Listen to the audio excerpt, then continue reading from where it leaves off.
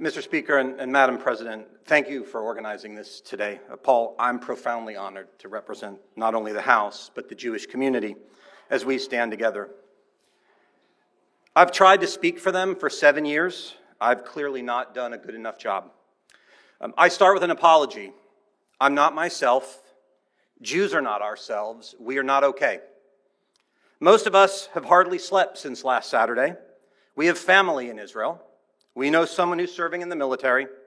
We know someone who died.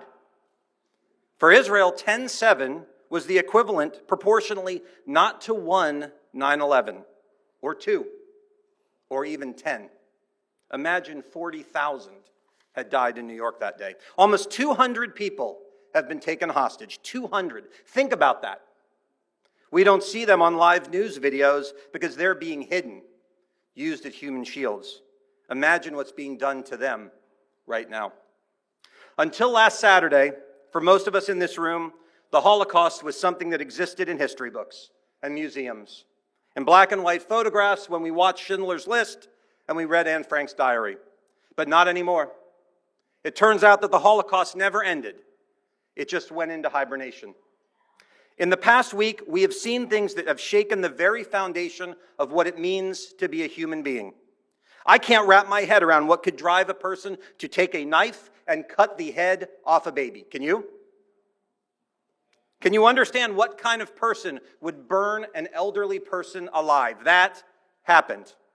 What kind of man rapes a girl as she lays next to her dead friends? When I try to sleep, I think of the babies I played with last December when I toured a kibbutz on the border with Gaza. I wonder which ones were beheaded. That's the kibbutz that I visited. If I think about it too much, I feel like I'm going crazy, and I don't know if it's from anger or grief or just questioning how this world can actually exist this way. If I do fall asleep, I dream of the video of 2 little boys being taken hostage by monsters. I haven't seen their faces, but I saw their hair. 2 little redheads. If you come to my office, you can see a picture of 2 that I have at home that have that exact same red hair. They want to kill them too. What we have seen is horrific, scarring, traumatizing. But I ask you to look at the pictures. Do not look away. We preserved the Nazi concentration camps in order to memorialize the horrors that man can do. Don't look away. In some ways, this was worse. These terrorists wore GoPro cameras. They filmed their barbarity live, their animalism. They were proud of what they had done. Do not look away. I ask you to sear it into your minds, to change who you are and what you think, because we have to face a truth that many of us have refused to for far too long. We are not one giant human family. There are monsters among us. This was not done by one crazy person, or even 19, as happened at 9/11. Thousands entered Israel 10 days ago with one single purpose. It wasn't to free Gaza. It was to see how many children they could kill, how many families they could destroy, how much suffering and barbarity they could inflict. That wasn't the collateral damage of war. That was their goal. But the monsters aren't just over there.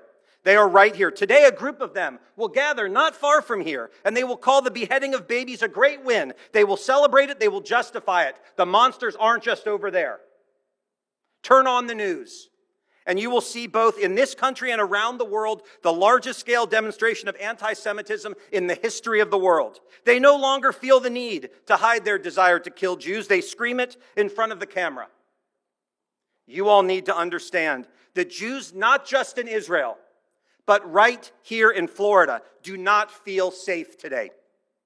We are a people that has been kicked out of every place we've ever lived for 2,000 years. Every single place. There are Jews that you represent right now, here in Florida, including this one, whose children secretly packed a suitcase under their beds, wondering, will they have to run? But more than tired, more than heartbroken, more than scared, I'm angry. Because while we are here to stand with Israel, let me make one thing very clear. This is not war against a different people in a faraway land. It was an attack on all of us. There is a slogan in radical Islam that the terrorists sometimes use. Today, we come for the Saturday people. Tomorrow, we come for the Sunday people. There are only 16 million Jews in the world. There are fewer Jews than there are residents of Beijing, China. We celebrate the Sabbath on Saturday. Maybe one of you can tell me who celebrates it on Sunday. I'm exceedingly grateful for my colleagues who stand here. For most of them, this is hard to understand. The biggest problem with anti-Semitism is actually not the anti-Semites. It's with those who aren't, because those who aren't anti-Semites don't understand how people can feel this way. It's the most common thing I've heard as I've run these bills for 7 years. From my colleagues, they say, who actually believes this stuff? But we've learned that they do. I want to share just one story that might help explain it. A story you haven't heard yet about a little Jewish girl who survived, a 3-year-old named Lizzie. Lizzie was one of 11 children in a family in her village when on that fateful day, the barbarians arrived at the gate. They were playing outside. Out of nowhere, they showed up. As the monsters were running at them, weapons flashing in the sun, Lizzie and her brothers and sisters and her parents ran into their home. They tried to barricade the door, but the terrorists knocked it down. With nowhere to run, Lizzie, her 10 siblings, and her parents piled on top of each other, trying to protect themselves. Lizzie, the smallest, ended up on the bottom, her parents on top. And over what felt like eternity, Lizzie listened to her family get slaughtered. She heard the knives plunge into the bodies of her parents. She heard the screams of her brothers and sisters as they died. Their blood poured into her eyes, her ears, her nose. She thought she was going to drown in it. When the monsters had finished their butchery, thinking they'd killed them all, they left. Lizzie survived. 8 of her older Jewish brothers and sisters, her mother and her father, they were true human shields, real human shields, who sacrificed their own lives to save Lizzie and her siblings, who sat at the bottom of this pile of death. But with the weight of hundreds of pounds on top of them, it took Lizzie and her brother hours to disentangle themselves from the bodies of their family. They just weren't strong enough to move it away. Lizzie remembered the heat leaving their bodies as she lied there, as they grew cold. It felt like their souls were moving on. But Lizzie survived. Not in Israel, but in Russia. Not 10 days ago, but more than 100 years ago. You see, the armies of darkness have tried to exterminate my people since time immemorial. Lizzie survived. She came to America, and in this country, she married and had 2 Jewish children, one of whom had 2 more. My grandmother would remind me of her story every time I had to deal with my own battles with anti-Semitism. She would remind me that I wasn't special. I was just a Jew. The sad thing is this story is not unique. Last Saturday was just the latest stop on a 3,000-year journey of Jewish hatred, from slavery in Egypt to the Spanish Inquisition to the pogroms to the Holocaust. And I could tell you dozens more if we had all day. Every Jew in this room has a story like mine. Ask them, and they will tell you.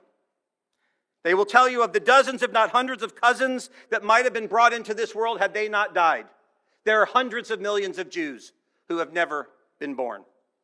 But 16 million is still too many for the monsters among us.